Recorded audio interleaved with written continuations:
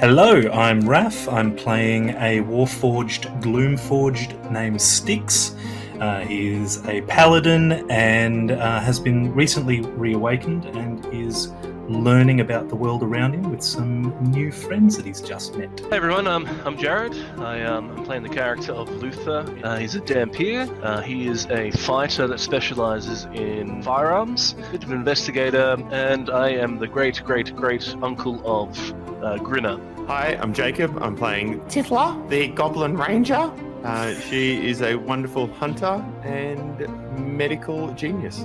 Hi, I'm Haz. I'm playing Theodore, the Satyr Druid, who's a kind of a charismatic Druid who's unwillingly taken Tithla under his wing as she's followed him through the forest for the past few months. Hi, my name is Josh. I am from the RollTogether RPG stream, and I will be playing Killian Maxwell, a half-elf warlock who has come to Barovia. He was with the party previously but has lost them and has joined up with the Tempest Guild on their adventures. G'day, I'm Tom. I'm playing Jonor, the Aasimar wizard.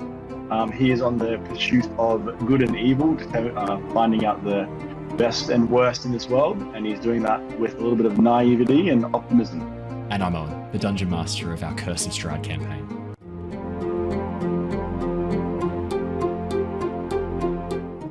A warning, gentle viewer. Curse of Strahd is a horror-themed Dungeons & Dragons campaign, which means you may hear adult language or adult themes throughout this episode. Hello! Welcome back, everybody, to the Lost Archives. We are here. We are playing Curse of Strahd, the premier 5th edition horror D&D campaign. We are all back. We are all raring to go. We have no apologies this week. We've got the full cast back. We have a bit of a recap to get us back into the mindset. I know we were down a couple of players over the last few sessions. Raph, you've missed a couple in a row, haven't you? You cheeky boy. I missed the last two. Very upsetting. Did you get a chance to catch up, or is a very thorough recap going to be good? No, I don't like watching the stream. So he has seen the recap in that case. Which is a joke we made last time. Yay! Makes me feel good about the work we do here. That's very exciting. We have a couple of fun announcements. One of them was going to be happy birthday, Raph. Please enjoy your birthday inspiration. But just for that performance, it's going to be go fuck yourself, Raph. Yep, exactly. No, happy birthday for yesterday. Please enjoy your birthday inspiration for tonight. You may spend it when and where you wish. We have a special announcement from Josh. Do you want to do your special announcement now, Josh? Yeah, I will. First of all, could we have the recap in Styx's voice? Means you're now not going to be doing Styx's voice. Also, we do have one apology. I'd like to extend... It's just that he's here. Is that the apology? I will not apologize for being who I am. Checks out. I had to apologize too much growing up for being who I was. Why'd you stop? Do it again. I'd like to say you found people who accept you for who you are, but... Doesn't seem that way. There's a lot of Maisie Peters emotes coming in chat. It feels like there's some support in chat for you. I can see a lot of the Maisie Peters and Tithla emotes coming through. Yeah. Most of those me? I mean, it's yeah, it turns out they are. Yeah. Yeah. Now, Josh, you have a fun announcement to share. Would you like to share it? I do. As some of you may or may not know, I run the RollTogether RPG channel. We're a UK-based D&D group that streams on Mondays and Tuesdays at 6 p.m. UK time, which I think is like 2-3 o'clock in the morning Australian time, so it might not apply to a lot of people. Yes, we got sent an early copy of the 2024 Player's Handbook, and we have a one-shot which is going to be going live tonight for us, ridiculously early for tomorrow morning for the Aussies. Tomorrow morning, so that will be going out at 6 p.m. UK time tonight, and will be on YouTube a couple of hours after it airs. So if you want to check that out, come find us at twitch.tv/RollTogetherRPG or on YouTube by searching the same thing. Thank you. Can I get a teaser for what the one-shot's about? Yes. The one-shot is it's called Welcome to Phandalin, and it basically a group of adventurers come to Phandalin and fight some creatures. We jump straight into combat because that's what D&D is. Then we go over all of the changes to some of the classes that are being played, and the species that are being played, and we were a bit creative. One of the players, as a little hint, is playing a Goliath, but has skinned the Goliath as a Triceratops. Okay. Nice. I did not expect that. Yeah, that was I got whiplash from that. I did not see that coming. Does the Triceratops have opposable thumbs? Yeah, I was going to say I've got some follow-up Opposable questions. Bipedal? Has humanoid Triceratops. with Okay, the right. head. I thought it was just a full-blown regular old Yeah. Triceratops. I mean, that would be cool. But yeah, everything is from the new player's handbook, including the creatures, which is not much of a selection. But I was going to say it's we quite managed. slim pickings just on the player's handbook. Skeleton, zombie, wolf, and direwolf are pretty much the only things that are in the book that you can put people against. Everything else is a familiar. Of some Ironically, description. 4 monsters that don't seem to have changed a huge amount from... They actually have. Oh. They actually have. We go into it in the session. They've changed quite a bit. Some, mainly their HPs and stuff. But wolves and direwolves are bitches now. As soon as they hit you, they knock you prone. There's no saving throw against it at all. So, like, Druid, Wild Shape, Direwolf is now the best strat, essentially. Pretty much. Can we Right. swap to the 2020? We have not yet. So I've said this during the Return of the Giant stream. I'll say it for the Curse of Strahd stream as well. We are not going to make the automatic jump into the new rules. It's going to be a decision that we make as a team. So it's not going to be me telling the players that's what we're doing. Willing to get feedback from the players and see if they want to move into the new rules. I'm personally not opposed to it per se. Most of the stuff that's in the new handbook that I really like, we already do as homebrew rules. Like the tool proficiency is a really obvious one that we already do. The class changes on the whole, I've had a bit of a deep dive through. I don't have any major complaints. I mean, Ranger still is unfortunately kind of not loved, but yeah. How did you put it, Has? Shit. Yeah, I was gonna say the scientific term is like absolutely cooked. it's still not great, unfortunately. Well, on the scale of cooked, it's definitely on the undercooked, not the overcooked side. Yeah, it's He's raw chicken. He's the raw chicken of D&D class. yeah, it's a real shame that Rangers still, they don't really know what they're doing with it. I would say, like, we got hints of all people want. It's not hard. yeah, we got hints of greatness with Gloomstalker and with Drake Warden, but I just don't think they know what they're doing with it. So Get the Tithla emote in the chat. Respect for the Ranger. Respect for the Ranger. So you've picked a good Ranger. Drake Warden's a good Ranger. Like Drake Warden is very, very nice. Gloomstalker, very, very nice. But yeah, unfortunately, the new rules of the Rangers still aren't that. I don't know if they're necessarily worse. I think they're equally not that great. I mean, and you can still use all the old subclasses with it. So the great thing is that with the new player's handbook, you can still use all the existing subclasses and bring stuff in. So we very well might be updating to the new rules. Same as with the Return of the Giants team. It's up to you guys, the players here, if you want to switch across the new stuff. I like Moon Druid as it is.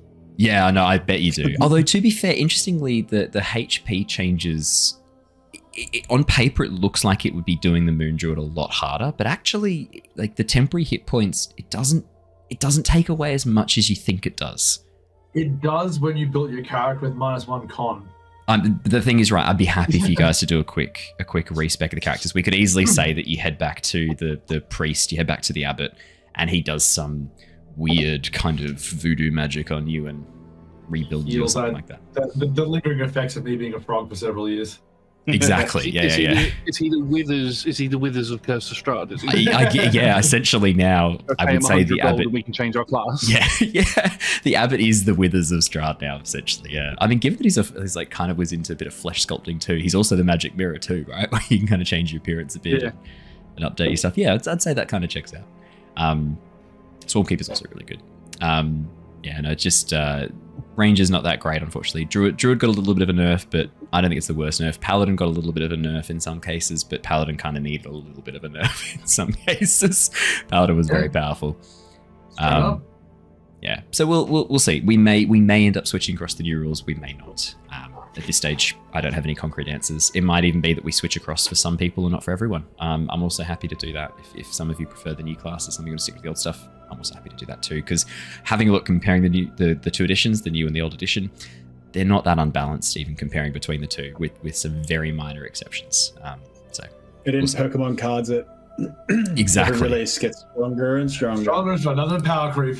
It's actually, interestingly, like that's something I was worried about. I was worried about the power creep, but to be perfectly honest, in terms of power creep, it's the same level of power creep as Tasha's. Like it's not any more power creep than Tasha's. And Tasha's what, like, if you know the changes that occurred in Tasha's, the new player's handbook is just like Tasha's plus. Really, at the end of the day, it's mostly just the changes in Tasha's, right? Like, with the bounded accuracy of 5e, it's hard to be too broken. Yeah, there's a couple of like funky stuff that you can do, but yeah. The thing I really like that we probably will be introducing is the special weapon attacks, the maneuvers essentially that you basically the weapon masteries. The weapon masteries, which are pretty fucking good. I thought that was going to be something that was like a really complex system, but when we started using it, so it was simple. Like, oh no, it's not. No, it's Baldur's Gate Really 3. not. It's just that it's literally, you know, the button on Baldur's Gate 3 when you got a certain weapon equipped and it's got like an extra thing you can do with that weapon. It's literally just that. It's very simple stuff. Yeah, it's sick. So we probably will do that. Yeah, I'll keep you guys. suggested that if one of us was playing a pure cleric, that I would have suggested that person switch to the 2024 rules because the cleric's got a massive, I consider it a big buff, especially with their destroy undead and the divine intervention. Those are amazing now in the new book. Yeah, much more improved. Actually Definitely usable. Yeah, exactly. That's the thing, right? And a lot of these things are buffs of areas where they needed buffs. Like I have to say, overall, I quite like most of the changes, and the ones that I don't like, I'm just like, nah, whatever. I don't care. Don't use them. Exactly. Alrighty. Let us do our recap, unless there's any other fun announcements to share. No, we're looking good. We're looking happy. Cool. In that case, then, let me do our recap, and we will jump into the session. Our series has been following the adventures of the Tempest Adventuring Guild. Theo, Jonor, Tithla, Styx, and Killian. Having become trapped within the realm of Barovia while searching for some missing adventurers, the team are now preparing to take the fight to Strahd and Sergei. Having recruited allies, including the Were-Raven Keepers of the Feather and the restored Abbot of St. Markovia, the team have travelled to Argynvostholt. With the ruined fortress housing a fragment of the Sunsword, a divine weapon essential in the upcoming battle against the Dark Powers, the team need to brave the dangers waiting within. Arriving at the grounds, the team found the decaying stone towers, covered in draconic iconography, including 2 impressive statues looming over the front gates. Heading inside, they tangled with giant spiders and an owlbear rug of smothering, the ruins full of hidden danger. With the enemies defeated, the team now able to explore the rooms, surprised to find a fireplace still partially ablaze in a small study, the logs made of stone and glass but glowing with an inner fire. From within the fireplace, a small draconic form made of flame emerged, speaking in a crackling, raspy voice and asking the party to restore the light to Argynvostholt. Talking over this strange magic, the party suddenly found themselves no longer alone in the room. A secret door hidden within the stonework pulling back to reveal an injured dusk elf named Savid. It turned out that Savid and his travelling companion Maisie had been ambushed by werewolves on the road to Kresk and had fled to the ruins to try and hide. Fearing Savid may be currently cursed with lycanthropy, Jonor used his magic to purify the dusk elf, earning his trust and assistance. With a lot of ground to cover, the team briefly split in 2. Theo, Jonor, and Tithla exploring the northern rooms of Argynvostholt, while Styx, Killian, and Savid searched for signs of Maisie in the southern sections. Mapping out a number of decrepit rooms, the damage due to more than just age, the northern explorers discovered a large tower room showing a beautiful mural depicting the history of the fortress. Rejoining the others in a large dining hall, Tithla heard a shuffling sound coming from a room cast in shadow to the east. A voice called out from the room beyond. "Invaders at the gates! To arms!" revealing 3 undead knights in the chamber beyond. The team sprung into action, initially getting ready for a brutal fight, then changing tactics to try and use the power of Styx's light to abate the aggression of the undead. With the revenants temporarily calmed, the team learns the leader of the knights, Vladimir Horngard, still resided in the tower, and that the team should try and speak with him. Ushering the knights into an unused room and barring the door while they remained semi-passive, we left off last session as the team stand in the ruined dining hall once more. So, Styx, currently where we left off, you had used your sun sword shining through the chandelier to create this almost like a zone around you where the knights seemed calmer and less willing to attack on sight, which gave the rest of the team a bit of an opportunity to get them into one of the side antechambers. Tithla then sealing the door with a sleight of hand check survival check in the end, to try and keep the door barred and locking off these revenants in this other room. The dining room, just to refresh your minds and get you back into the zone. The dining room which you're currently standing in is in a fairly bad state. In the very center of the room, a 20-foot long table with sculpted dragons for legs stands covered, set up as if it was being used for a feast. The chairs surrounding the table, you can see the backs have actually got wooden dragon wings carved into them. But most of the chairs here are being turned over and smashed apart. The chandelier above, crystal and glowing with a very soft white light, still retaining some of the sunlight from your sword when you held it aloft inside the middle of the chandelier. And standing in the windowed alcoves, you can see 2 life-size statues depicting knights with dragon wing helmets and shields. Now that you've seen the revenants, they look exactly like the knights. The armor, the figures, these knights are the real-life embodiments of these statues, or the statues were created to resemble these knights. And in the room beyond, it looks like a small chapel. You can see a stained glass window behind, an altar set up, and you saw 2 of those undead knights, 2 of the revenants, kneeling in front of the altar when you walked into the room. Having been here in a past form, these knights, is it like a retainer sort of situation where these guys were here to guard this particular location, or is it almost like a priesthood? Do I know anything about why these guys are kicking around? Styx, could I please get a history or arcana check? Actually, I'd add religion to that as well. History, religion, or arcana. Depending which one you pick, you'll get different information.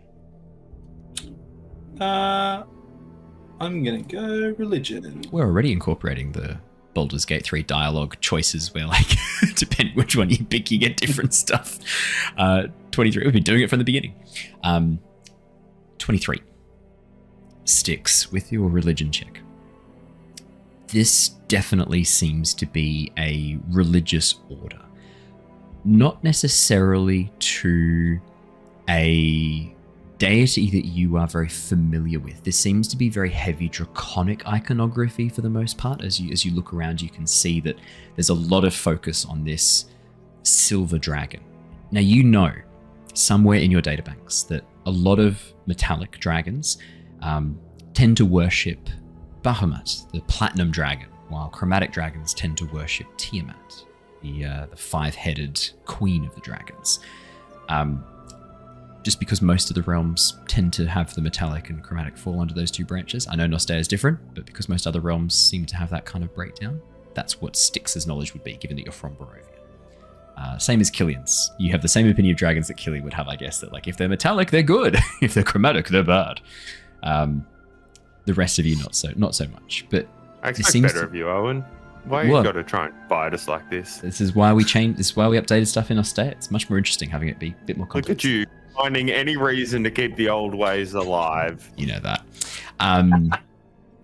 Inside as you look over at the chapel, you can see that there definitely does seem to be hints of the iconography that you've seen before at the Abbey of St. Markovia. Symbols of the sun included with those of the dragon. It seems like rather than worshipping Bahamut, there's a worship of Lythander here as well. Same as St. Markovia, which does kind of make sense. As you see that, you know that before the darkness came to Barovia, before the mists enclosed this realm, this location, for some reason in your mind, you know very strongly was a bastion of the followers of Lathander. All of Barovia was. Okay. Are there any specific questions you would have within that? Because I've sort of given you a bit of a general overview, but with the 23, there'd be a lot more specific information. Are there any specific questions you have? Sort of want to know where your mind is so that I can tailor the answers. Yeah, I guess I'm leaning towards, these guardians, this order of knights are here, some of whom have been, tainted and become undead. Yes. You want to know what's happened. Why is that the case? Yeah. With the 23 religion, Styx, you know that when someone dies as a result of a profound injustice, dies in an awful way, every so often their soul refuses to move on, is so consumed by vengeance, is so consumed by righteousness at the way in which they were killed or the killing itself, they come back as a revenant. Normally, a revenant has a single year to hunt down and kill the person who wronged them in life, who made them a revenant. They can inhabit any corpse every 24 hours. If they're killed, they return 24 hours later, without fail. Revenants are almost unstoppable. With 23, you know that to have a revenant on your tail is very, very bad. These seem to be revenants, but they've been around a lot longer than a single year. Whether that's because... Yeah. Possibly even more, Styx. With your religion check of 23, as you see the Dragon Knights, as you see their armor, as you see the statues, you know that... I would say that you more have the memory. This place was staffed with much more than just 3 knights. There was an entire battalion here who called Argynvostholt home. Revenants normally target the person. They have a target that they go after. They don't care who gets in their way. They don't seek out other people. Mainly they go after their target. But as soon as you entered, they seemed to go after your party as well, briefly. Not with the same zeal that they would have if it was their target, but they did still seem to go after you, which is very unusual behavior for revenants. If you weren't in their way or preventing them getting to their target, it's unusual that they go after you. In addition, the fact that they've been here for more than a year, very unusual. Maybe it's something to do with Barovia, the fact that souls can't escape. Maybe there's some other magic at play here. This is unusual. The thing that they're trying to kill is anything that would ever come into Argynvostholt. But that's unusual as well. Revenants aren't usually guards. Revenants are avengers, dark avengers who will stop at nothing. Will burn through bodies. Some tragedy that occurred here. Yeah, absolutely. Definitely could be a possibility. These guys weren't locked in here either, were they? They weren't trapped. No. The doors were open. They could have come and gone wherever they wanted. I mean, and you look, as you peek inside the chapel, Styx, you look, one of the stained glass windows on the right-hand side is shattered to the outside. They could just step over the glass and leave anytime they wanted. So whatever it was, they couldn't hunt their theory. Touche. Actually, would Styx have shared any of this knowledge with? No, Styx would be stream of consciousnessing this to the group. I mean, we think the time might flow differently here in Barovia till it does outside these worlds. Maybe whatever they are hunting is from outside Barovia, and from whenever that was to now has been less than 1 year, and whatever planes they are actually from. Ooh, that is very intriguing. Can we ask them? No, they were kind of dicks and wanted to kill us again eventually, so we put them in the barrel room, and they told us we had to get through quick and get up the stairs through this chapel before they break out and try to kill us, while we had them very... You hear a heavy thump on the wooden door next to you. I remember that. It was like 13 seconds ago. To that end, should we go up the stairs in the chapel here and get the hell away from these revenants? Well, yeah, and Captain Vladimir, I think they said He's their lead. There is one other thing I'll add, Styx, with the 23, and this is very much relevant to what you were asking. It seemed like when the revenants first saw you, they didn't really see you. In fact, it almost looked like they were playing out a loop, an event from their past right before they died, much more similar to ghosts. Often ghosts, if they've been tied to a place for a very long time, almost suffer a type of dementia where they get locked in this loop of the last moments before they died and just replay it endlessly. This was much more like that. The sudden blast of light from your sword seemed to kind of snap them out of that, and you were able to talk to the souls, to talk to the spirits inhabiting these corpses.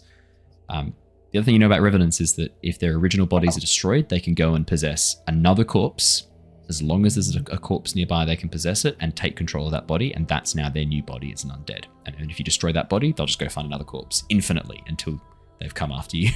You're dead. What if there's Revenants no are corpses around? Yeah.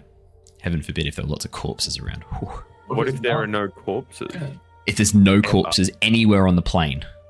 Yep. Or how far away can they go? And like, Yeah. they have like one day to find another corpse, or if the corpse is more than a day away. Yeah, I'm what if pretty it's like 2 days sure- walk away? Then we don't really care. They're far away anyway. But that's it, right? Like then you'd always be 2 days ahead of them. But I'm pretty sure it's just as long as there's another corpse that they can inhabit on the plane, they're good to go. I think let's play out this no corpse thing though. So you need to make sure there's no corpses. That doesn't sound like us. Getting through life without making a corpse. Like Is this entire campaign now a corpseless coup? But you're gonna have to go find because technically it doesn't say. Does it say humanoid corpse, or it says another humanoid corpse? So animals are okay. It's just so as long as you polymorph every. We're back on the bad 3 sons. Yeah. Shall we get up these stairs before we get Against the door again, and you hear a cracking noise against the wood, and you hear from inside. Drunkenly prances Enemies. I'm drunk, half and cuffed. To arms from behind the door. The same loop as before. Come on now, let's get out of this. All right. Going up the stairs. Just before I head up the stairs, I'm going to place my hand on the door. I'm just going to... We'll save you, friends, don't worry. And I'm going to cast light on the door itself. Ooh, okay. As soon as you cast light on the door, the banging stops momentarily. Killian, you hear this sigh from behind.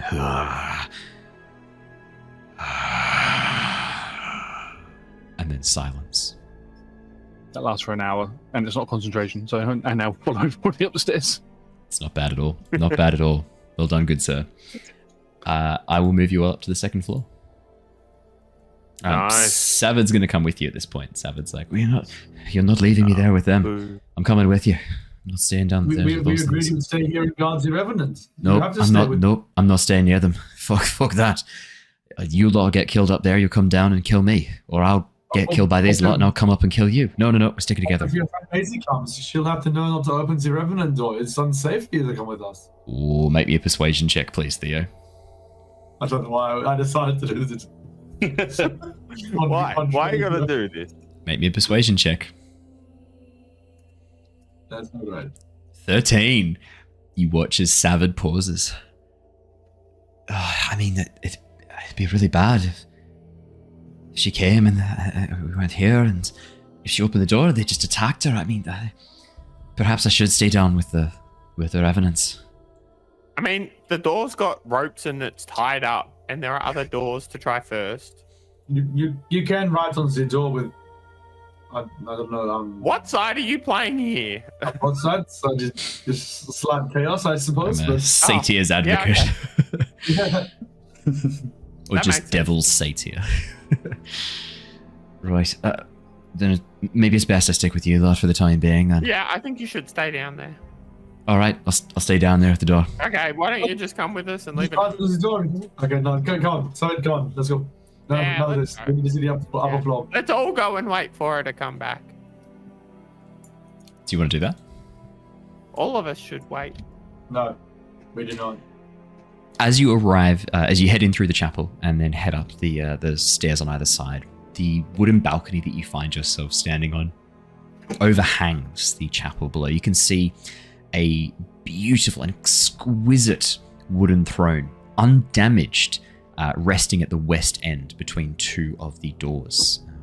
The narrow archways leading to the spiral staircases that you can see. Hanging from the ceiling in this area is another iron chandelier. This one without any crystal, but with lots of candle holders shaped like tiny silver dragons. Jonor, do you want to light this one up? Yeah, well, we'll light it up. Sounds like let's cause some flames, grab the candle down the mage hand, have it there, cause a light, back and it goes, light them all up. As the candles around the chandelier light, a warm glow is cast into the alcove, the wooden balconies. Jonor, could you make me a perception check, please? Absolutely. Or investigation, sorry, perception or investigation. 13. A glint, silver reflection from the throne. This wooden, beautifully carved wooden chair catches your eye, Jonor, reflected by the candlelight above. And as you look down, you can see a small silvery disc, almost at the very back of the throne, lodged into the wood. And as you pick it up, you realize it's a scale, silvery metallic scale. Hey, what was the what type of dragon that we expected to be occupying this tower? Was it it was a silver, wasn't it? And I show it up. It's silver by the name of Argynvostholt. Yeah, silver dragon, yes. Yep, silver dragon. So was this lodged in a quite hidden way, or was it obvious? Hidden. The reflection from the light, the wood, the glow from the candles is what sort of reflected off it and caught your eye, Jonor. But it was a tiny silver scale stuck into the wood at the very back, just lodged in between a natural fault line in the two planks of wood, right in the very middle of the chair. Look, last ditch. I think some of those loyal guardians might be intrigued by this scale. I think we should definitely hold on to this. Could be helpful. I am sorry. You go. No, I think we're all going around together. I have had a thought about those warriors. If they are trying to kill something that is in this world, unlike what Theodore has proposed, then quite possibly they are the enemy of either one of the two large forces which we are facing. Could we enlist their assistance? I mean, I consider the possibility, but like you said, revenants will beeline towards their quarry, and I mean, it's pretty obvious where those two forces are. We know one is in his castle and one is in the Amber Temple. If they were here, I would suspect the revenants are already trying to get there, but they are not. These creatures are unusual, I agree, but I think there are pieces of this puzzle that are missing. Maybe we'll find out more further in, or maybe we could get the abbot to come help, and then yes, we could possibly enlist them. All right, the only point I was trying to make is perhaps we do not kill any, if possible. Yes, if we can avoid killing them, I can see a use for them. You're correct. Trust me when I say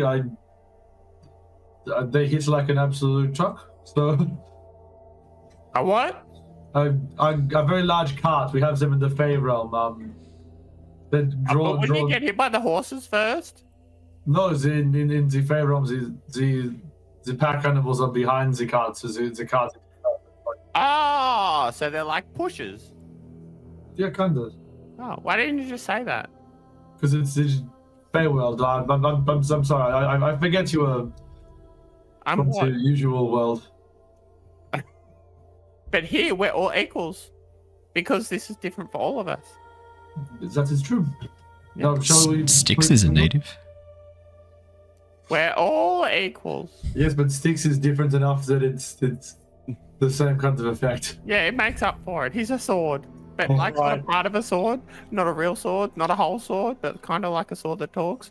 But also like doesn't really talk that well. Like talks a lot sometimes, but not really much. Like doesn't actually say As much. Tithla starts to ramble, Be Theo will learning. just head around the balcony. Before I would look on the walls if there's been some magical projection or removing of like mold or coverings on the walls, as was depicted in that circular room 2 sessions ago. Jonor, as you look across, there's no beautiful tapestries, there's no beautiful paintings in this room. The chapel seems much more austere. It seems much more for a place of quiet contemplation. The stained glass window being the most artistic feature of this room.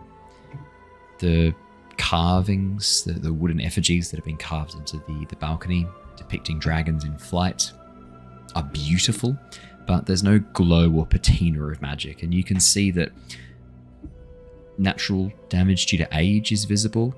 Interestingly, they're in better nick than a lot of the stuff downstairs. This area seems to have been at least partially spared whatever destruction was wrought through most of the lower story rooms. Noted. And I would carry on with Theodore. Perfect. As you begin making your way around, you can see that there are windows leading out to the outside balcony. Section there showing the grounds below. As you look out through the windows, you can see a graveyard towards the southeast. 2 doors stand on the western wall, leading into a room beyond the second story. Theo, as you head on over, are you pushing open that southwestern door? Yep. Boop. As you push through and peek into the room beyond, you can see a corridor curving round towards the southwest and to the north. The area beyond looks almost like a small alcove. A red velvet curtain hangs in front, creating a warded off area. Again, this area seems to be in much better nick than downstairs, whereas before the curtain in that downstairs kitchen area was threadbare and ruined. You could easily see through. This one on this floor actually is intact and covering a small alcove. It occasionally ripples in some phantom wind. That's what Just my... You go. I was just gonna say, Theo prances on through the door. There, as you move into the moving through the door, you can see that there is another alcove with a similar red curtain, red velvet curtain, covering it towards the north. Again, this one also occasionally seems to dance in some phantom wind. The corridor curves round towards the west in both directions, both north and southwest from where you are, forming almost a U shape with the chapel at the very bottom of the U. This might be an odd question, Owen, but are My there any favorite questions, Raph? Are there any dead potted plants from back when this place was still alive and thriving? Styx, as you have this thought, feels wrong to even ask. For some reason, you don't think there were any potted plants to begin with. This wasn't an area filled with nature, filled with plants as decoration.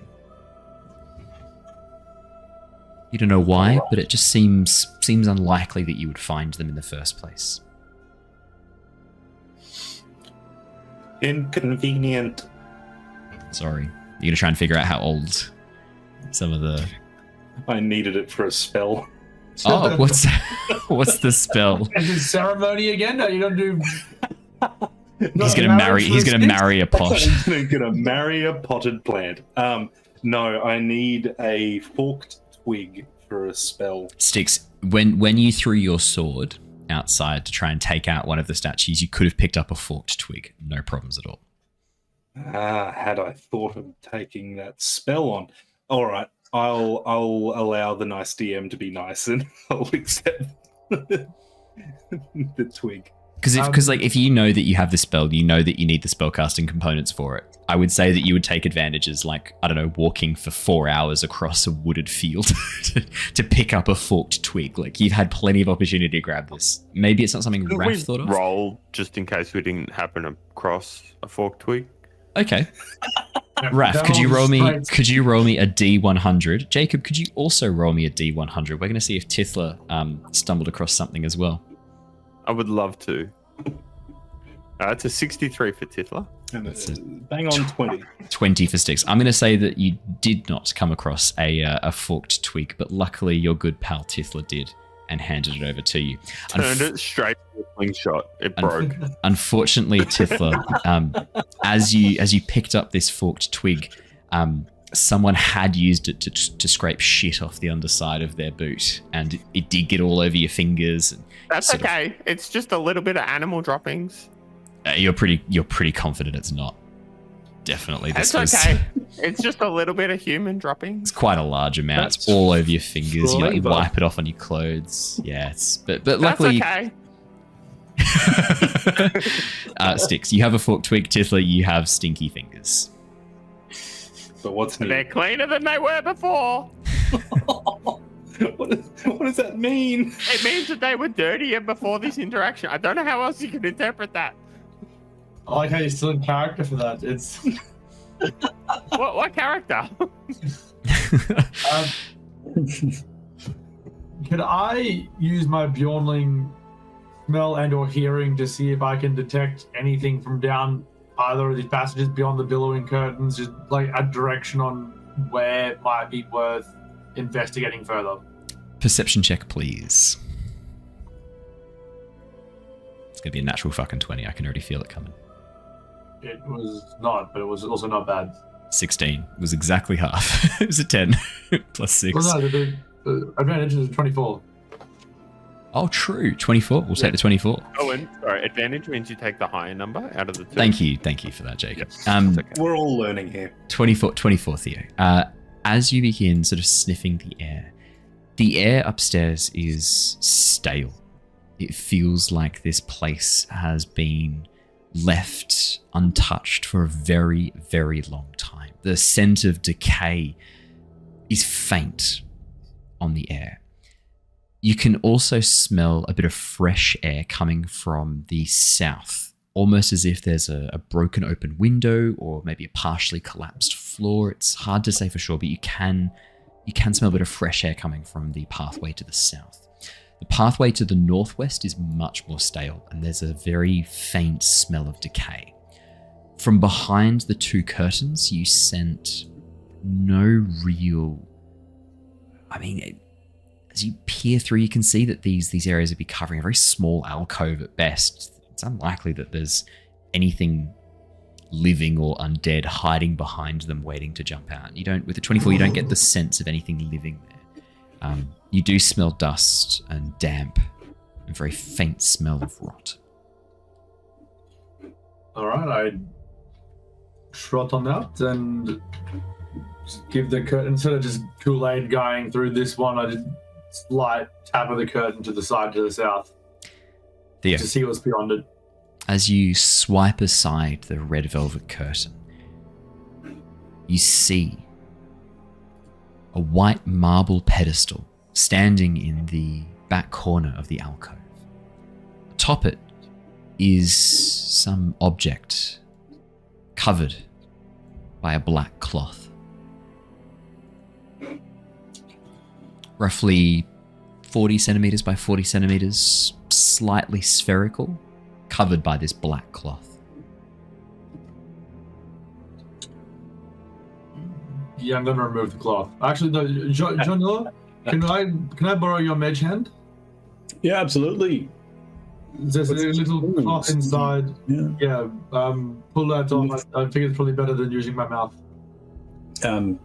Yeah, I do exactly that. Summon a little hand out and sort of grabs the side. One side goes around the other side, flicks up the edges a bit, and then grabs and pulls sideways. Yeah. So, Jonor, you're kind of standing back a bit using your mage hand to do this. Theo, you're staying up close looking at it.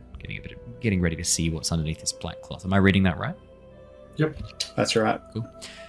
Jonor, as you swipe the cloth free, you see what looks like a head. Theo, sudden, sharp, acrid smell of blood assaults your nose. As soon as the black cloth is removed, your ursine eyes pick up a severed head, curly hair, small horns, a slack-jawed open mouth with cloudy green eyes. As you stare at your own severed head, Theo, not that of the bear, but that of your Satyr form, could I please get a sanity check? I like how you almost made this Jonor's problem. The man who has not done well with these kind of sanity checks in the past. Sanity is con plus wisdom, right? Yeah, it should be a special. Would I get my Bjornling form's con? No, because it's the mental stats of your Satyr form, and sanity is a mental stat, but we're using Constitution to help form it. Unfortunately, you wouldn't get any bonuses to your bear form because it's your brain, your mental health. It was a good try, though. Rough. It was a good try. But that's a good point. That is probably something I should. I'll clarify in the rules on the wiki that if you do wild shape or polymorph or anything like that, it's still using the same stats. 17. That is a damn fine sanity check. Theo, your keen ursine smell detects magic at the traces of this. The sharp smell of blood. It's not pungent enough, and the illusion breaks and falls apart. Jonor, to your eyes, as you look, you just see a stone bust of a rather handsome man standing on this platform underneath the black cloth. But Theo, as you detect this illusion, so we saw the same thing. Initially no, finally yes. As the illusion begins to break apart, Theo, that moment of panic as the bile rises in your throat, the lactic acid suddenly builds up as your heart clenches for a moment. You realize this is just an illusion, and as soon as you do, the illusion dissipates, revealing, rather handsome marble bust of a young man, elven by the looks of it, with the pointed ears, hair braided back. Seeing the hair stand up on Theo's back. Oh, it's not one of those dangerous statues. It's okay. We got rid of that book. It's fine. No need to be worried about it. No, it was magical. It had an illusion on it. Did you not see it? It was me. Dead as a head. No, I'm pretty sure that's just a little statue there. Oh, one of those ones. You're dead. Okay. Yep. I really don't like those that go on here. What are you talking about? So is it the first thing I've ever seen? When I saw my hanging corpse, when we first started venturing across these lands. You don't remember this? Did you tell us about it? I think you shared it, yeah. Cleaning myself. All those multiple nights ago. I thought you were telling a funny joke. But sorry, I did not think you actually saw yourself being hanged. That's weird. It's honestly really quite awful. I didn't enjoy it at all.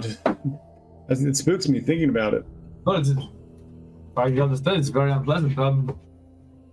Theo kind of turns around, kicks his elk back legs in, and just kind of slaps the marble bust off its platform. As the marble bust shifts for a moment, rocking backwards and forwards, you watch as it slowly drops and smashes into the ground. A large crack echoing across the room as it splits. You can see underneath was a plaque. As it splits and drops down, you can see Lord Argynvostholt is written in common on the plaque. I'm sorry, Lord Argynvostholt, you shouldn't have been a possessed dick. Trots on over to the north one, I guess. Can we see what's behind this one too, Jonor? You can go first this time. Behind curtain number 2. It's Steve TM. Hello. I have been here all alone. No.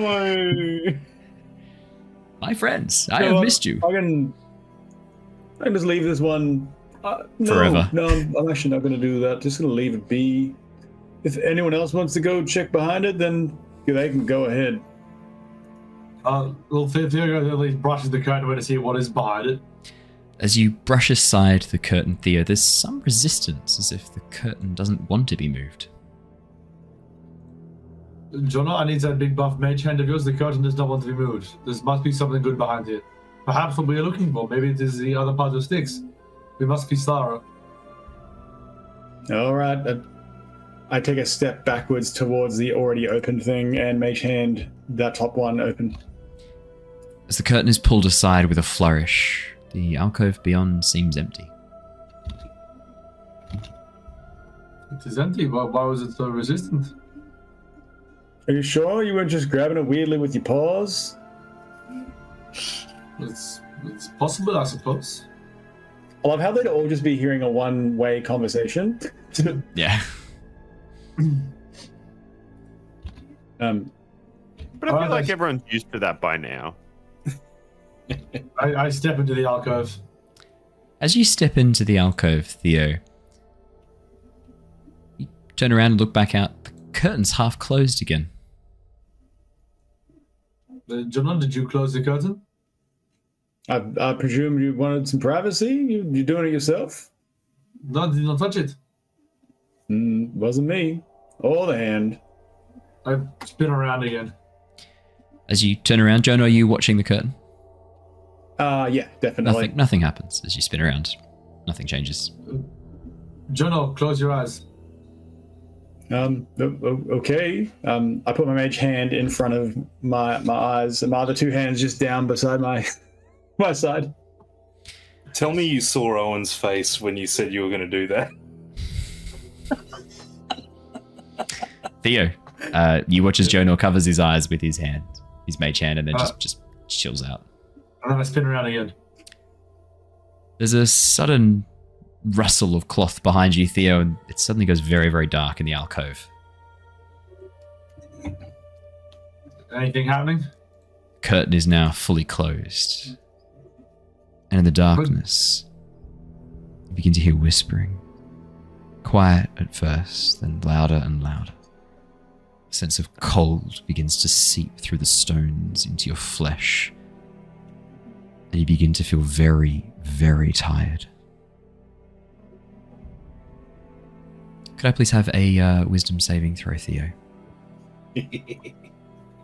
You may. While that's happening, Styx, Killian, and Tithla, what are you guys doing? Savard's with you as well. This is not. This is a spell. Yes, this is a spell. Sorry, this is a spell. Technically, it's a magical effect, so it would fall under your Satyr resistance. I just want to quickly note that I would probably go across to the bust of Lord Argynvostholt and am trying to put the pieces back together and just commit the face to memory. Styx, you have the weirdest sense of deja vu as you stare at this figure. The neatly trimmed beard, the shape of the face. You've seen this man before. You know this deep within you. In fact, you think he might have held you for a brief time. Not as a wielder, not bonded to you like Tatiana was. But there was some ceremony performed down in the chapel that you were part of. As a, religious artifact, I was a part of it, or as just I happened to be there? Was I, integral to that? You were an integral part of that ceremony. Ooh. Okay. Theo, that is a... Did you roll with disadvantage? Advantage, because I rolled 2 dice. True, so you do. Take the bigger one. I thought for a second I might be able to get you there with that, but Jacob's watching. 13. I'm just helping you out, Owen. You're Thank welcome. 13. As the cold begins to seep through you, Theo, the whispering grows louder and louder. You can make out some of the words. Sleep quiet. Close your eyes. But as that begins to rise through you, as the whispering gets louder and louder, as that soporific begins to play across you, you find yourself sort of shaking the effect off, fighting back. But you know if you stay here much longer, this is going to get worse and worse, Theo. You have only just managed to resist this. Question is, do I want to resist it? Who knows? Generally, yeah, you do. I know, yeah. But something might happen if I don't. That's true. Something might happen if you do. Yeah, I'm going to try and get out of the curtain. Jonor, it's time to open the curtain, please. Jonor, you don't hear any noise from behind the curtain. It's just silence. I'm saying it telepathically. Ooh, yes, you hear telepathically. You hear. Actually, Theo. wait, do I have to see him? I won't be. Oh yeah, you might have to see him actually. Good call. Don't be honest now. If you die to a fucking curtain, that's fair. Given the outburst. You can see. Oh no, Jonor, you hear nothing. I'll try and open the curtain. The curtain is strangely resistant, Theo. Could I please get a athletics check as your bear to try and push aside these curtains? Thin material is really strong against Theo, is what we're learning. Yeah. Oh yeah, that's twice in as many sessions. It's almost carpets, drapes, and bed sheets are his worst enemy. Linens. Not the linen. 15, that is enough. As you begin pushing against the curtains, there's a sudden moment of resistance, and then they give, pushing aside and allowing you to step out from the alcove. What's the hell, Jonor? Why did you not let me out? The curtain. I was still covering my eyes. But if you needed help, then just like you could have said something. That'd be nice. Coming out here accusing me of things. You just damaged that statue, and now you come to go on me. You know, for well, I cannot talk to you if I cannot see you. And did you just stand there for all that time with your fake hand in front of your fake eyes? I'm sorry for being so just compliant with the things you've asked me to do. I won't do what you say next time. Well, why don't you go behind the curtains? There's something very fun in there. You might appreciate it. It's very magical. I didn't understand it. Well, you're clearly flustered, and hesitation strikes me. No, there is truthfully, the joke aside, voices in there that wants you to sleep in the alcove. I don't know why. I suspect they were very malicious. Oh, okay. Is it in the is it in there, or is it the curtain? Well, as soon as the curtain closed, I inspect the curtain. I'm looking for traces of the weave being manipulated throughout this weave. Could I please get an Arcana check, Jonor? Killian. Did anybody else notice that Jonor was covering his face for a good few minutes there? I don't quite understand why. Oh, it was only about 40 seconds. It wasn't too long. It felt like a good few minutes. It did in real time, in out of game time, but in game times, like 40 seconds. 20 on the Arcana check, Jonor. As you begin to examine the curtain, there is a very faint touch of magic to it.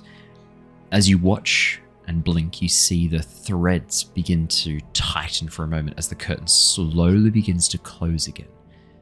There seems to be an enchantment upon this curtain, Jonor.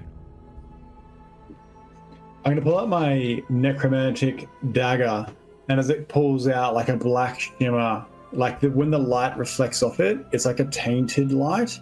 And I'm just going to cut the weave a little bit of this curtain.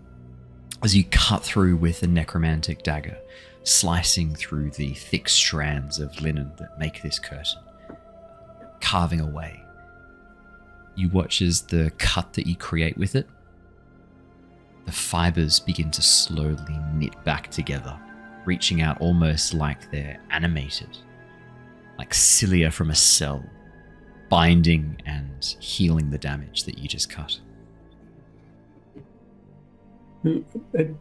Hey, Styx, can you bring your blade in here for a second, please? Can you just cut this curtain off? Hello. Okay. Just slice it at the top and just take this curtain. I'm kind of curious. All right. I'll and try and like cut it from the top. Yeah, I mean, just roll me damage. How much? See how much you're doing.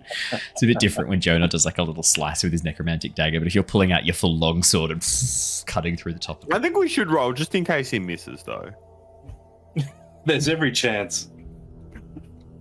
Just like the stick. 18 damage.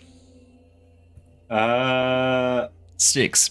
Yep. You just reach up with your sword and smite the curtain. As you cut it free from the railings, you watch as the curtain drops to the ground, limp and unmoving. Is that what you wanted? I give it a little poke. It immobile, I presume. Completely immobile. Theo, there's still part of you that's disappointed you didn't get that owl skin back. Look, this curtain. I still have it.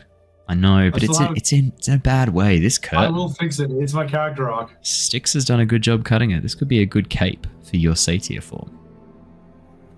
I pop down the owlskin robe in there and then bundle it all up in the nice fabric. Now it's a little package that's easy to bear around, I suppose. There's a problem here. I like cursed capes, what can I say? The self-healing fabric allowing it to mingle with some sort of enchanted owlbear skin. I'm sure there's no kind of synergy that might occur between those two things. Nothing. Nope, off we go. Off we go. To be fair, I'm pretty sure it's been like 10 minutes since I drank that bottle of like Everclear and got absolutely tanked. So I'm pretty sure Theo's still pissed, and I'm rolling with that. I like that you've done that preemptively for the hangover that you're dealing with tonight. Well, that you're not dealing with, apparently, you fucker. That's yesterday's problem. Yesterday's problem. As you bundle them up in your bag, Theo, yeah, no problems. It's all looking good. Nothing wrong, looking good. Point of order just on the back of the sleepy time alcove. Yeah. Can Styx be put to sleep? No, Styx cannot be put to sleep. Styx does not sleep. Can Styx be put down, though? Well, people have tried. Ooh, that sounds like a threat. I like it. Gets me excited. I put them down. I laid them to rest. Well, no, and Styx can cast ceremony to like lay them to rest when he's done. That's what the stick's for. It's a grave marker for you, Tithla. Wow. I mean, he was on the money. The grave money. Are you going to douse Styx? Is that what the... No, but actually this is perfect timing because Styx is going to cast a spell. So far, these have been very horrifying descriptions. I'm ready for whatever disaster is inbound. This one's actually nice and straightforward. It's a pleasant one, this one. I think we all need to roll some sort of insight check for that. Lay it on us. So, Styx gets this forked twig that he got off Stickler. Stinkler. Stinkler is her nickname while she's still got the shit on her. It makes sense. Just bullying now. Yeah, it is. Yep. Okay, good. Roll Stinkler. Same page. That's gonna stick. Actually, turns out Stinkler is good. It's got legs for days. Just like her smell, it sticks around. Lingering. Pulls out this little stick and holds it up in front of in front of his eye, and between and around it almost like projects this larger Y-shaped fork onto the ground. But the way that it falls, it almost points like an arrow with the inverted head on it. And it's in like this goopy purple-ish light with the white still kind of fusing out between the joints, but majority of this purpley. It's almost gelatinous light. There's no better way to describe it that I can. Why is it always goo with Styx? He's a goopy dude. It's out of the whole party, as a Gloomforged, as a Warforged, he's the least goopy, being made of non-biological material. Yeah. It's either goo or farts. One is his utility fingers. Yeah. Can we go back to the utility fingers? I feel like we were doing well with those. We would not. I think like I guess kind of ectoplasmic-y is Why? probably- because he's a weirdo. Him or you? Well, I mean, one Bold playing call the other. from you. Yeah. Art imitating life. Yeah. Tail Not sure wagging the which is dog. which at this point. So this arrow, inverted arrow that kind of forms on the ground, is going to hopefully point directly to the missing part of me because I'm casting Locate Object. It is an object that you are familiar with, given that it's part of you. Clever. Very nicely done. You sense the direction of the object's location as long as it's within 1,000 feet. Yes, it is within 1,000 feet. And it can locate a specific object known to you. And you have seen it up close. It's literally part of you. I still don't understand the need for the goo to be able to cast this spell. Because he's all goopy. Is that his catchphrase? Yeah, it is. I now. guess we'll add that as the quote for Styx on the wiki. I've got like a quote for each character because he's all goopy. Raph when describing Styx. The arrow that's projected onto the ground, it's just as well your light appears goopy, Styx, because the arrow isn't pointing straight ahead or in a direction. It's actually pointing in 3 dimensions. It's projected pointing at an angle up, away and up from you. Almost like it's pointing a little bit west and to the floor above. I know where part of me is. I will become whole.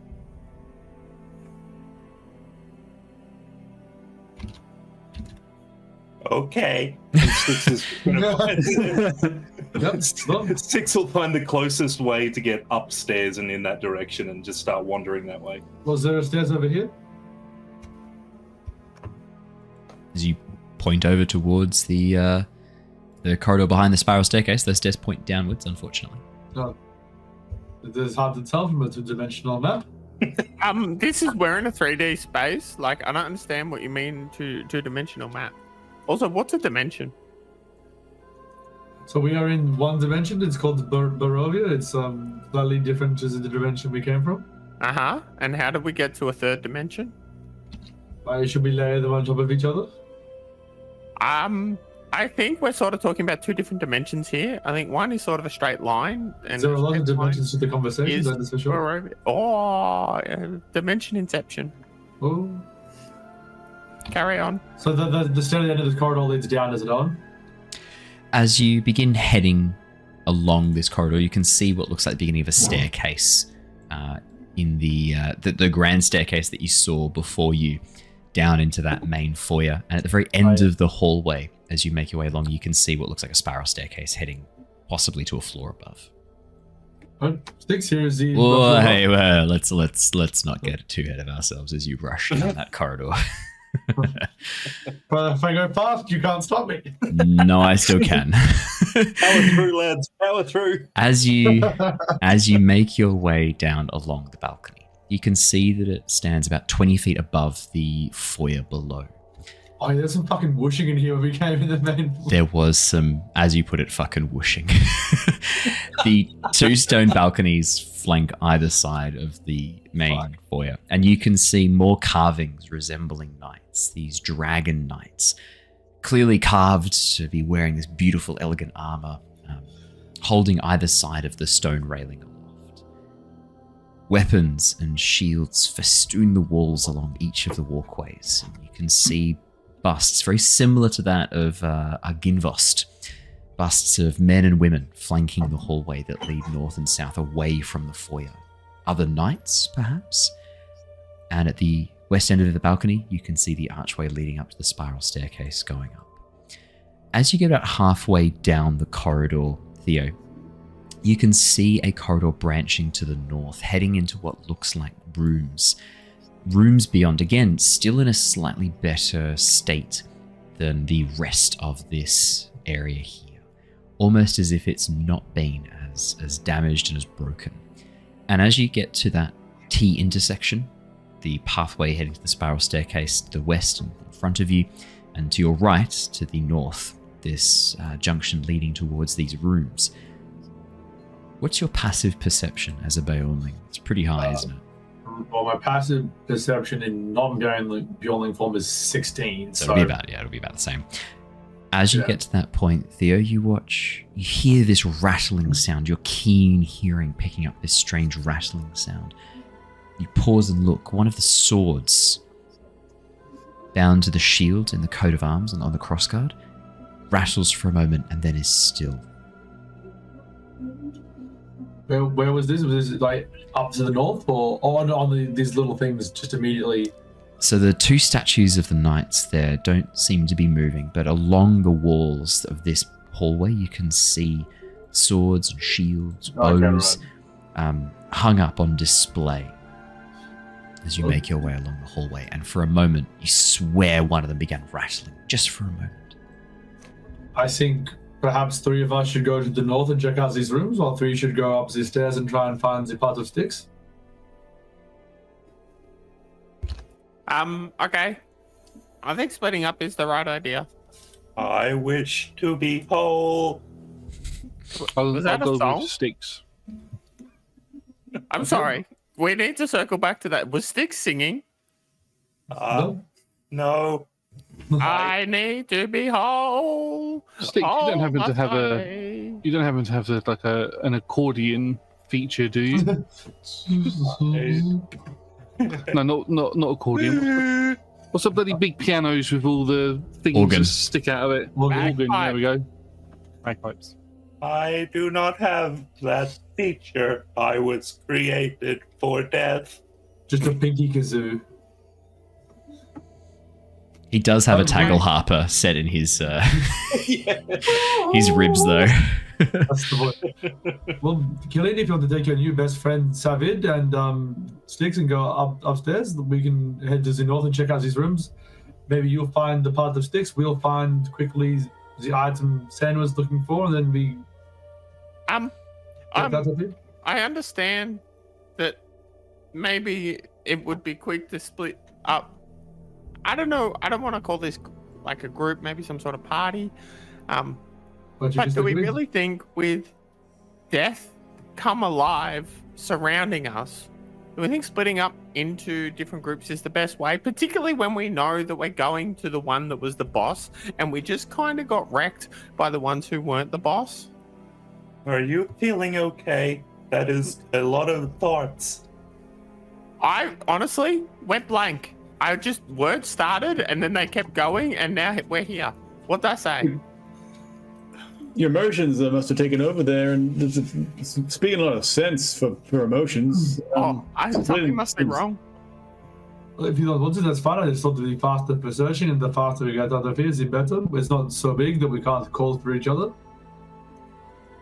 Okay, look, I'm not very experienced with this. If you think that's the best idea, then 100% I back you. Hey, hang on, you just got angry at me for not coming to save you when you couldn't see me, and now you want to split? Push pull. I'm going to be honest. You're sort of shooting yourself down a little bit there. 9 times out of 10, you are the voice of reason within the group. Me? I'd say so. Well, John, I'm not trying to be unreasonable. I just think it would be faster, and the faster we get out of here, the better.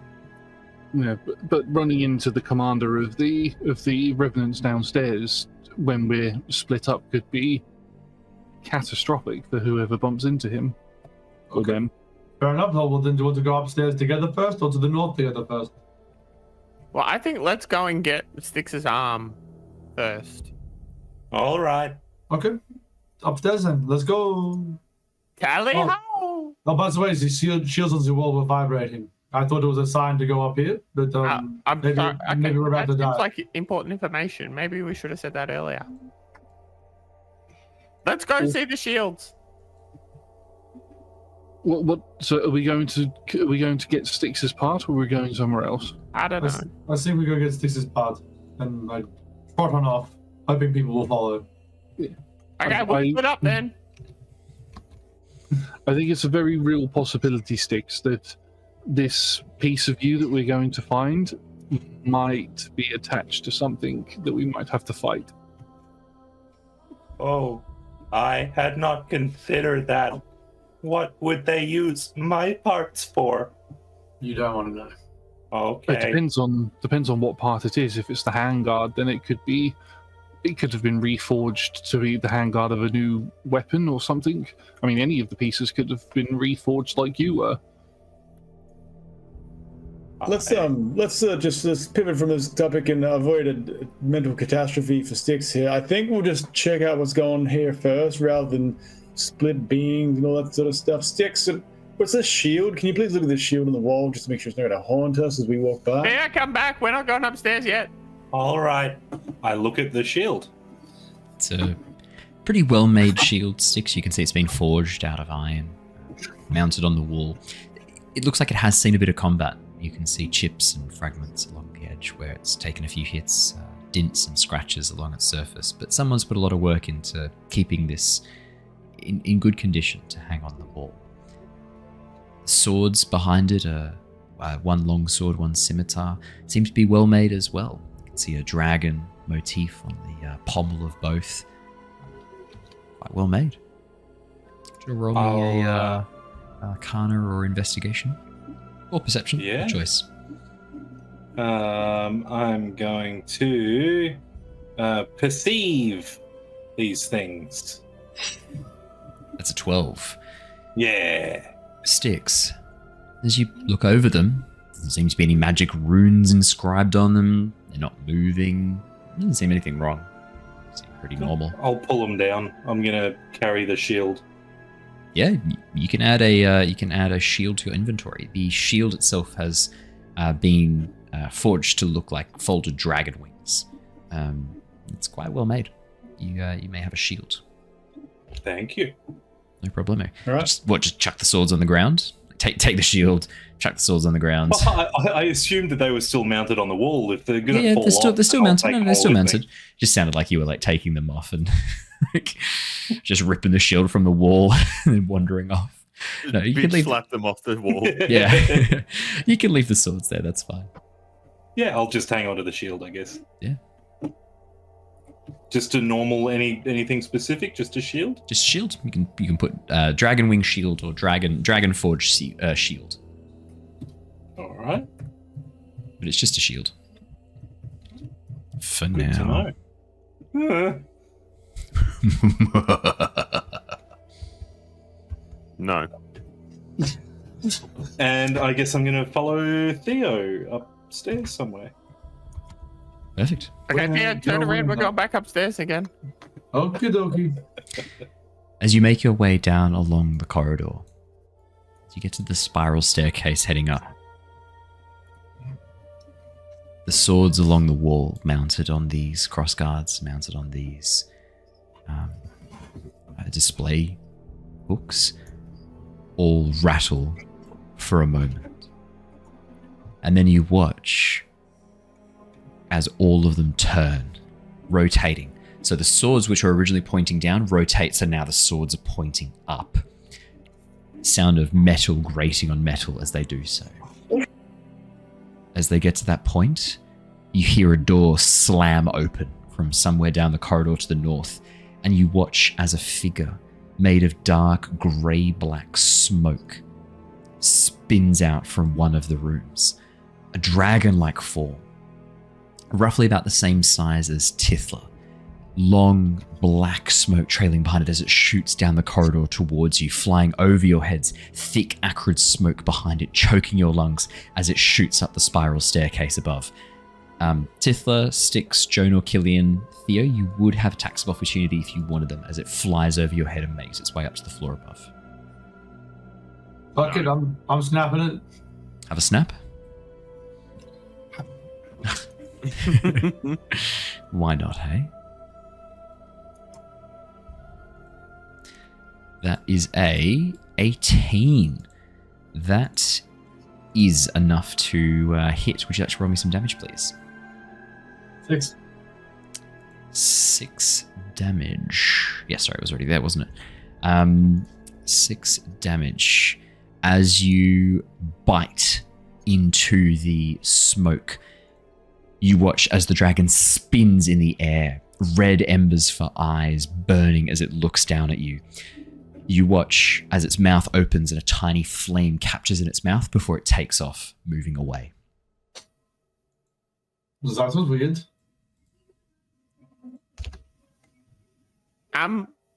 What happened to trying to talk to these, like the things that are in here? You didn't say I could not buy them. Okay. You know what? That's a fair point. Should we? The bear instincts, this animalism kicks in. It flew above my head. I tried to bite it. Okay. I wanted to discuss it. I feel like we've discussed it. You can go ahead and bite anything you want to. I'm not telling you can't bite things. Theo moves over and begins politely nibbling Tithla's thigh or chin, whatever I can get access to.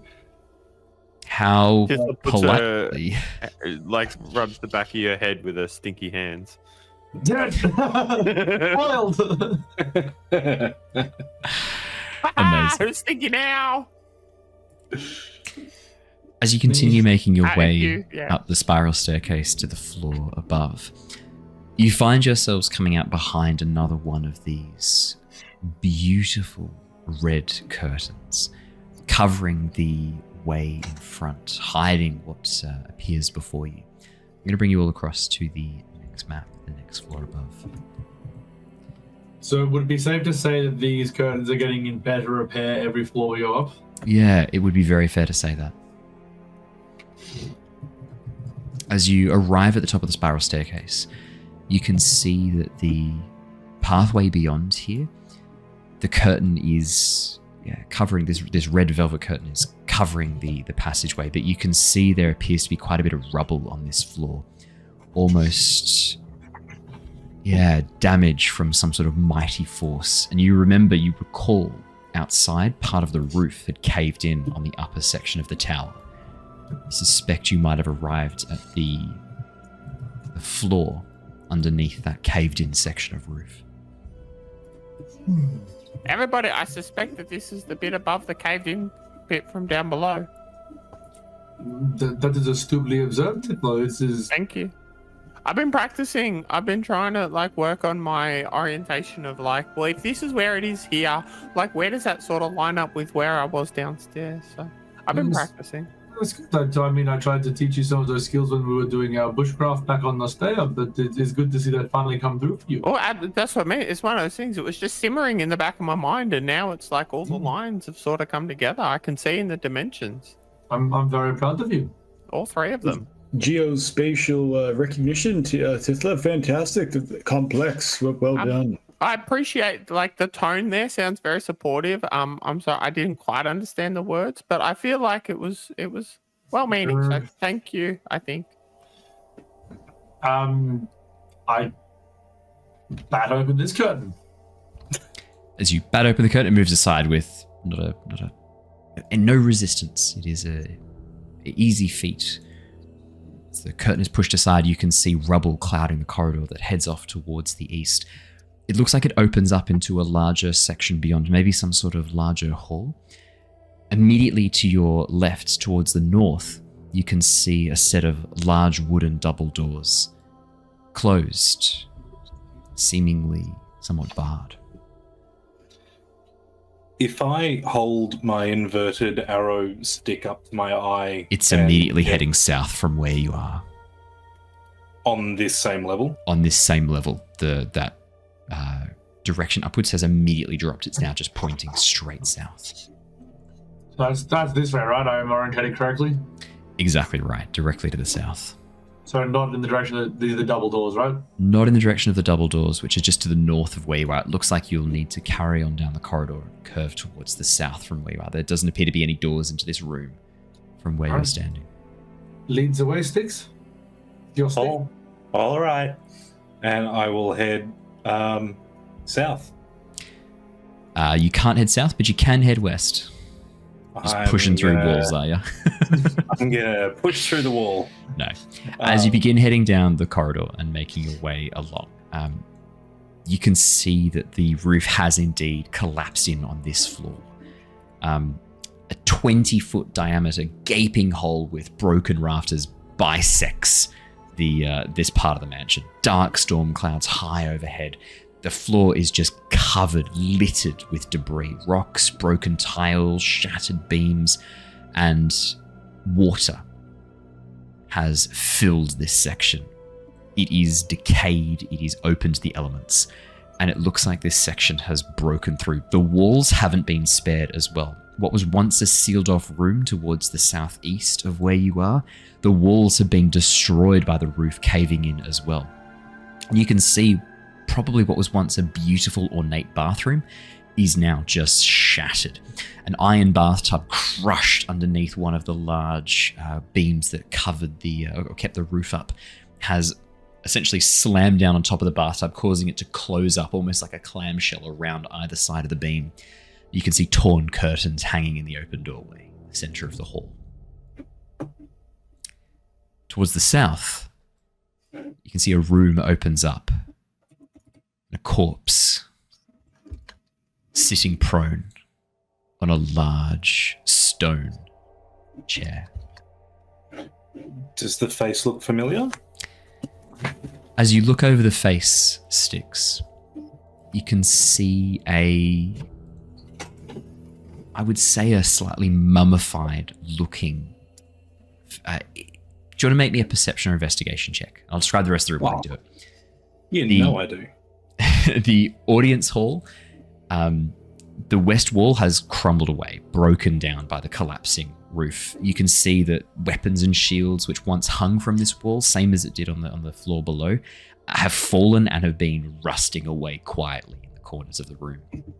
The large stone throne, carved to resemble a dragon with unfolding wings, stands in the very center of this room and seems to be facing the windows to the west. And you can see this clearly dead, clearly mummified individual dressed in the same armor that you've seen the rest of the knights wearing, holding a vicious-looking greatsword sitting in place. Styx, as you look at this figure with a 23, they do seem familiar. The name of Vladimir swims into your memory. A harsh man. Callous man. But a noble knight is what you remember. So he's mummified. From this distance, I don't want to get any closer at the moment. Do there seem to be when I say mummified, I mean like the flesh underneath has rotted, the skin is now sagging against the bone. A little bit more worse for wear than the revenants downstairs. The revenants downstairs still seem to be in late stages of decay. This one seems to be in... Yeah, this is a body that's been exposed to the elements for some time, which makes sense given the gaping hole in the roof above. And I assume there's no clear evidence of like a killing blow or killing wound or anything like that. There's nothing that would indicate why this guy's just died in a chair. Currently, he is facing away from you. You can see the chair is pointing towards the windows. You're sort of seeing this peering around the side looking. If there are wounds, you'll probably need to have a closer look. I know this man. And I point at the chair. I know him. Is he the commander? Yeah. His name is Vladimir, and he is the commander. So don't forget to tell him the code word that they told us to, that we probably shouldn't say here because we don't want to waste it. But you make sure you say that to him. All right. I have a clear recollection of that name. That's lucky. Well, no, it wasn't quite a name. Oh, Yes, do you remember when the revenants told us the phrase we had to say to Vladimir? You specifically noted it down in your memory banks, and Yeah. should say it now. No, Styx All was right. focusing on the keeping the sword alight and making sure his attention was wandering. Hopefully someone else was paying. Okay. Tithla will go up and climb up Styx and whisper into Styx's ear. Tell them Argynvost flies, okay? Just say Argynvost flies, and then he'll be on our side, and he'll try and help us. all right. Do Okay. you want me to talk with him if I can? He is clearly dead. I feel like you guys have a connection. Can you speak with dead? I don't remember. Let me check. Well, why don't you try first, and then see if you can manipulate it? Okay. Just a thought. I mean, you do you. This is sort of your adventure. With Tithla still kind of clinging onto the side of me, I'm just going to walk forward towards this guy. Ah! Tithla holds on for a second too long and then drops. As you I'm make going your to come way, around in front of him. yeah, as you make your way over to the corpse sitting in the chair, you can see that his throat has been cut, the skin parted, as dried blood coats the armor, and the flesh underneath, the skin underneath is coated with this dark, dried blood. The corpse sits there, almost slumped on the throne, one hand still resting on this enormous, slightly curved longsword, leaning up against the edge of the chair. Looks like this figure died here, Styx. Does it look like he's cut his own throat with that weapon? No, the sword is unmarked by rust, by blood, by any tarnish. If anything, that's almost a bit suspicious immediately, Styx. But no, this doesn't look like the longsword did this. That would be incredibly difficult to like manipulate the longsword and cut your own throat. This looks like a much smaller blade was used. Or something else. You notice that it's not just a single slice. If anything, it looks like there might be more than one, like claws raked across his throat, tore his throat out. I will put just 2 fingers on his forehead and just say, I hope that my mistress will find you. And I'll step back. You say that the throne or the chair that he's in wasn't facing us, it was facing the other way. Facing what the is windows. it looking at? What's Looking out out there? 3 massive windows that stare down into the courtyard below, the fountain with the large dragon statues, the ruined, shattered gates beyond. Looks like it was looking out over the grounds towards the road. Place where someone might come and think, sit and ponder. Styx will process that for a minute, turn back to him, get very close, right down in front of his face, probably only a few inches away from him, and just whisper, Argynvostholt flies. You watch Styx as immediately the head switches and moves, clicking up as the eyes lock on yours. The eyelids pull open, revealing these glowing red pinpricks in the very center of these shattered orbits.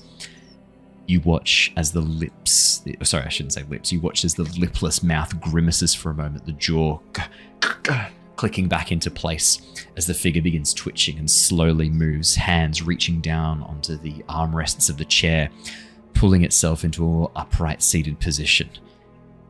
You watch as the head turns towards you, the mouth moving for a second but no noise comes out, just this rasping as air escapes through the cuts in the neck.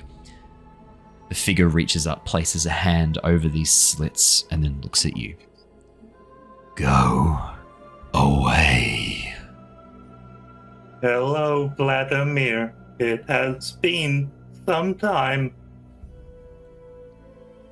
The figure cocks its head for a moment.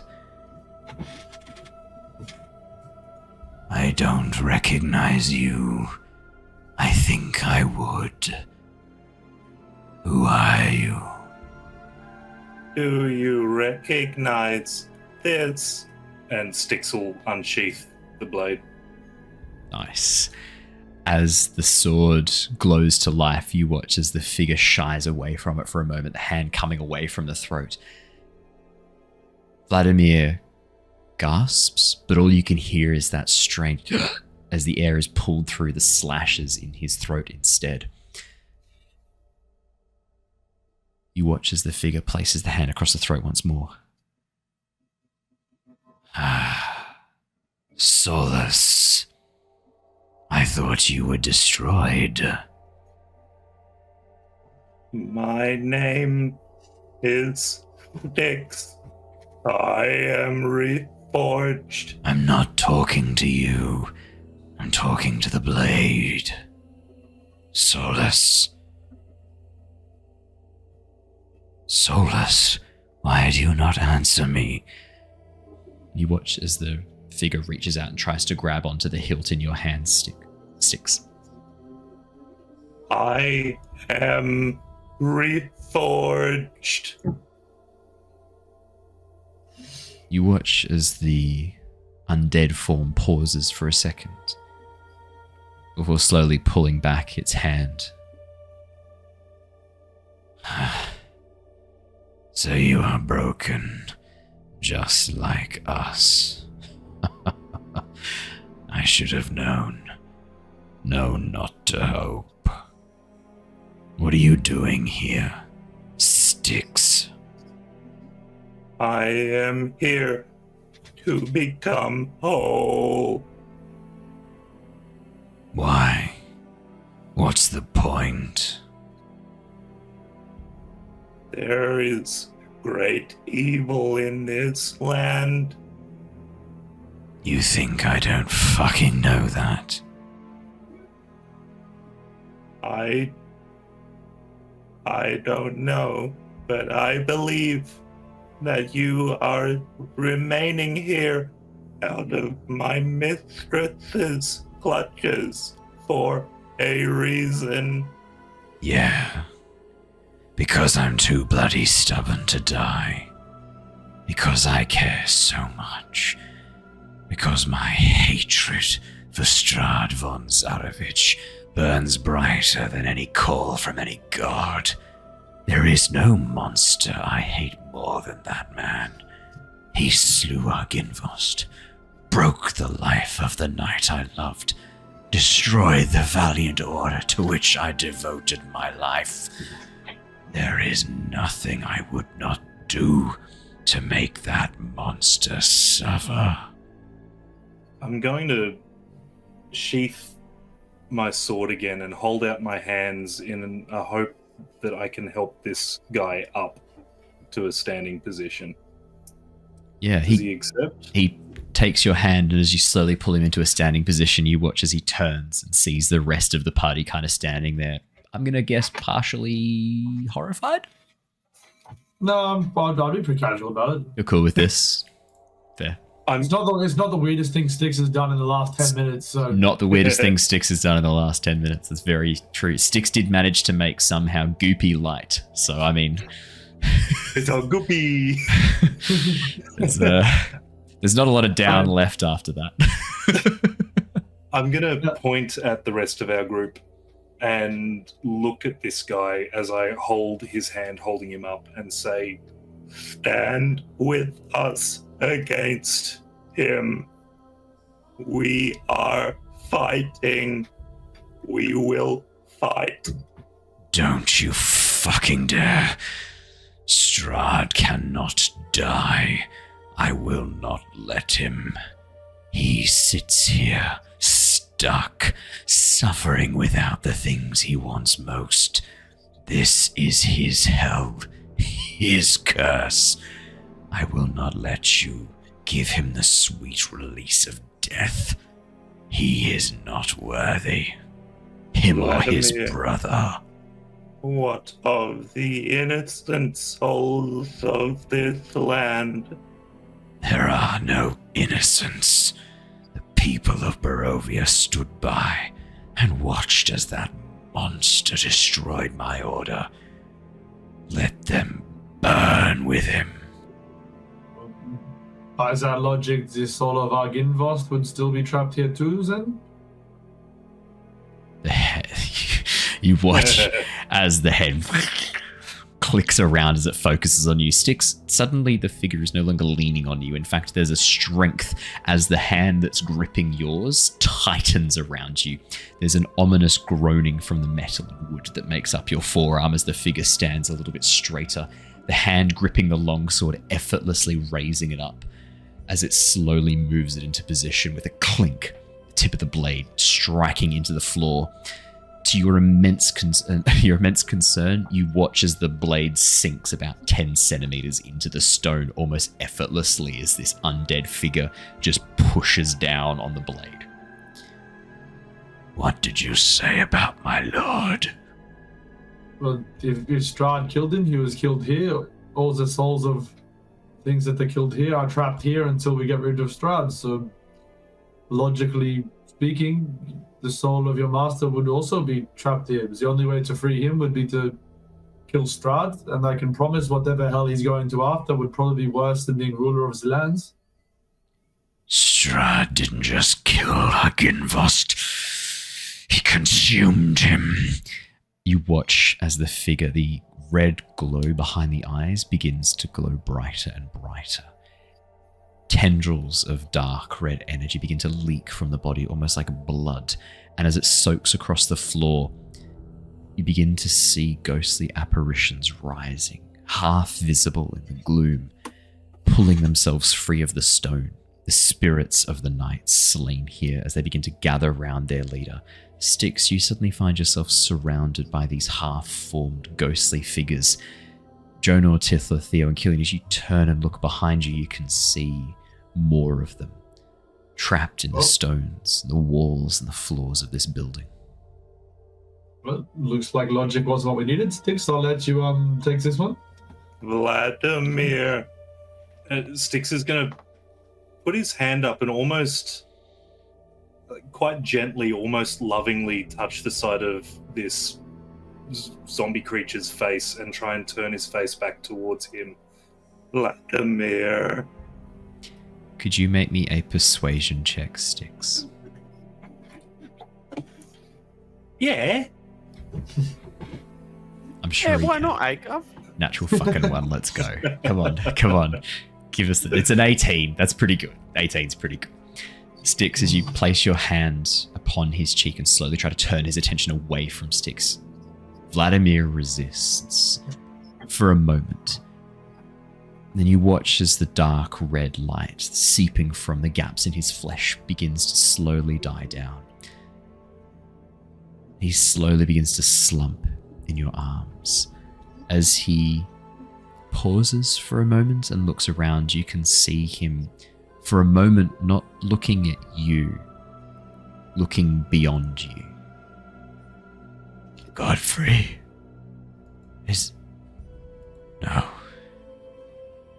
No. You breathe. For what is lost, you are broken. I am broken. We seek your counsel. We are at war. This war requires many voices. Help us. I will not allow Strahd the sweet release of death, but I will do what I can in my power to make him suffer. And Can if what you you go. Can you leave this place, or are you bound? We are bound here. We may travel some distance beyond, but the bodies we inhabit begin to decay rapidly. We have already lost a number of knights, unable to take form again. with no corpses within the grounds. They are stuck as formless ghosts, bound to the walls and stone itself. But if you were to retrieve Argynvost's skull, reunite it with the rest of his body, there might be something I can do. Allow us to leave, and it would bring me such pleasure to have you snatch it from Castle Ravenloft. If that is where it is, then we will do our best. Will you make one allowance if we do this for you? That depends. You can say two things, Theo. So I say to Styx mentally without this guy hearing. We want the scroll thing as well, not just your bit. Scroll thing. We want a scroll thing. Theo, what is the scroll thing? Remember the scroll dispensing thing that Sen wanted to find here? Okay. Vladimir, if we do this for you, will you allow me to become more whole? Will you allow us the scroll dispensing thing? I take it you speak of Godfrey's arcane transcriber. Okay. An item one could place parchment inside. When they channeled magic through it, it would create a spell scroll of the magic channeled within it. All right. You will need to find it first. I do not know where it is. It was not with Godfrey when he died. Is it in this place? I do not know. I cannot imagine it would be anywhere else. All right. Then the last request I make of you, if we bring your lord together, is would you travel to the abbey and speak with the abbot? We have formed a resistance, and we are wanting to rectify the evils of this world. I have heard whispers of this abbot. The tales I've heard speak of a man capable of horrific acts, not just a healer, darker power. You have allied yourself with this man. We have allied ourselves with the true essence of this man. Everyone has many facets. Perhaps I will see if this man is worthy of us following him. Working with him. We do not ally ourselves without cause. The Knights of Argynvost have a higher calling. At this point, Jonor would point and message to Styx. The abbot is all for Lysander, and I'm pretty sure those scriptures are written all over this place, so you can just run that by alignment with his morals. Oh yeah, Vladimir, you like Lysander? Yes, we like the god of the sun, yes. So does the abbot. Ta-da! Well, I guess that's one thing we have in common then. All right, well, thank you for your audience. You want me spoke before about making you whole. I do not understand. How can the Knights of Argynvost help with that? I was destroyed. My being soulless, you called me. That was your name when you were the sword that Tatiana wielded, yes. Solus. Tatiana. So much forgotten. I am Styx, and I am broken. I wish to find myself. Is that something I can assist with? My memories of you are fleeting. You were not here long. There is not much I could tell you to regain your lost memories. There is a part of Solus here. Part of you here? Are you sure? I am. This is not something I know of. Well, do you know where this fragment of you is? What fragment this is? I hold up my little sticky boy and let the light shine on the ground, pointing in the direction of it. It's pointing directly towards Vladimir. Well, shit. What is this? I am inside you. And that's the cliffhanger we're going to end on. Do we have to? Yeah, I think so. I reckon that's pretty spot on. That'll do. That'll do, pig. Awesome. Thank you so much for joining us, everybody. I think that's a pretty good cliffhanger to end on. That the shard of Styx, the shard of Solus, is currently inside the desiccated corpse of Vladimir. Hornguard.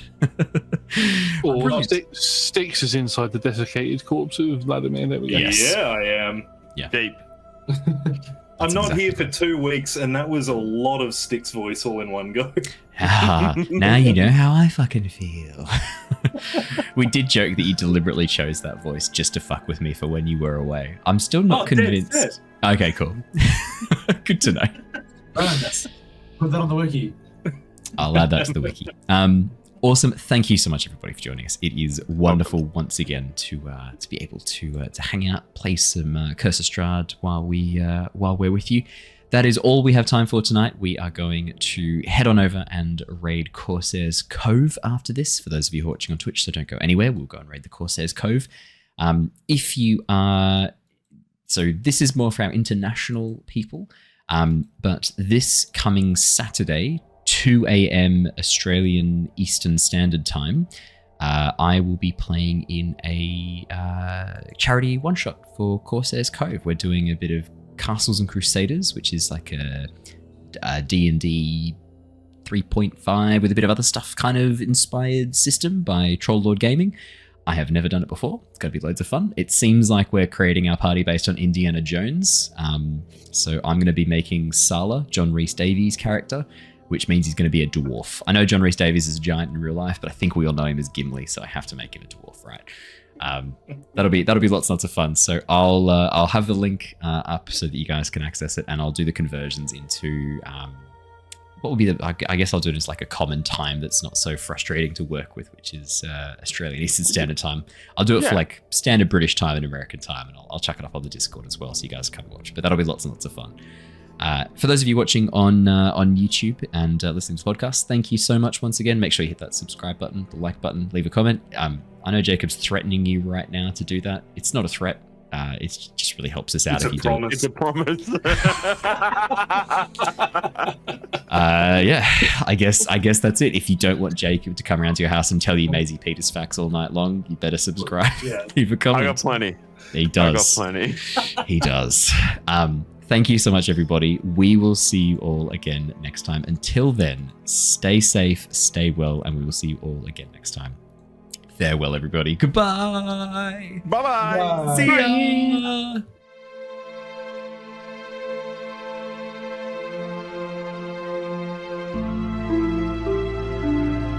you.